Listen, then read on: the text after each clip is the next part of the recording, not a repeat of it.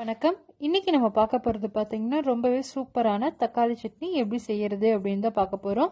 வாங்க எப்படி செய்யறதுன்னு பார்க்கலாம். அதுக்கு முன்னாடி நம்ம சேனலை நீங்கள் இன்னும் சப்ஸ்கிரைப் பண்ணலன்னா மறக்காம சப்ஸ்கிரைப் பண்ணிட்டு கூடவே இருக்க பெல் ஐக்கானை கிளிக் பண்ணிக்கோங்க. ஃபர்ஸ்ட் ஒரு மிக்ஸி ஜார் எடுத்துக்கோங்க.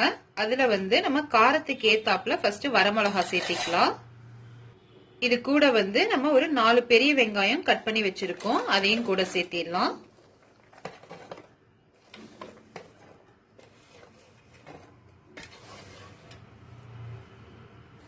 அடுத்தது ஒரு 15 பல்லு பூண்டு எடுத்து வச்சிருக்கோம், அதையும் கூட சேர்த்திடலாம். அடுத்தது ஒரு துண்டு இஞ்சி நல்லா தோல்லாம் சீவிட்டு எடுத்துக்கோங்க. அடுத்தது நம்ம தேவையான அளவு உப்பு சேர்த்திக்கலாம். உப்பு சேர்த்திட்டு ஃபர்ஸ்ட் இதை லைட்டா ஒரு ஓட்டு எடுத்துட்டு வந்துடலாம். இப்ப நம்ம லைட்டா நல்லா அரைச்சிட்டு வந்தாச்சு. இப்ப இது கூட ஒரு 4 தக்காளி கட் பண்ணி வச்சிருக்கோம், நல்லா பழுத்த பழமா எடுத்து போட்டுக்கோங்க. இதையும் போட்டு நம்ம நல்லா அரைச்சிட்டு வந்துடலாம்.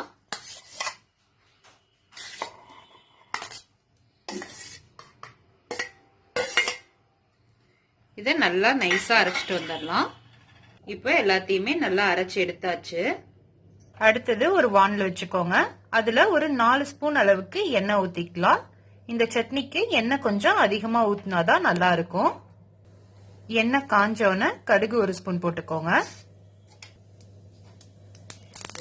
கடுகு நல்லா பொரிஞ்சதுக்கு அப்புறம் நம்ம கொஞ்சம் கருவேப்பிலை ஆட் பண்ணிடலாம். இப்போ நம்ம அரைச்சு வச்சிருக்க தக்காளி வெங்காயத்தை நம்ம ஆட் பண்ணிடலாம்.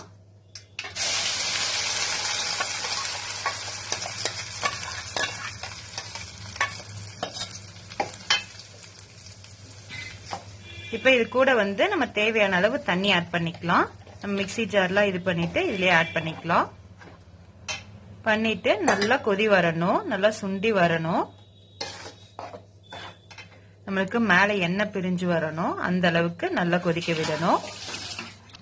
இது கூட ஒரு அரை ஸ்பூன் நாட்டு சக்கரை ஆட் பண்ணிக்கலாம். நீங்க நாட்டு சக்கரை இல்ல அப்படின்னா நம்ம நார்மல் வெள்ளை சுகர் கூட ஆட் பண்ணிக்கலாம். ஆட் பண்ணிட்டு நல்லா கலந்து விட்டுட்டு நம்ம இத ஒரு மூடி வச்சிடலாம். ஒரு 10 நிமிஷம் நல்லா கொதி வரட்டும். நல்லா எண்ணெய்லாம் நல்லா பிரிஞ்சு வர அளவுக்கு கொதி வரணும்.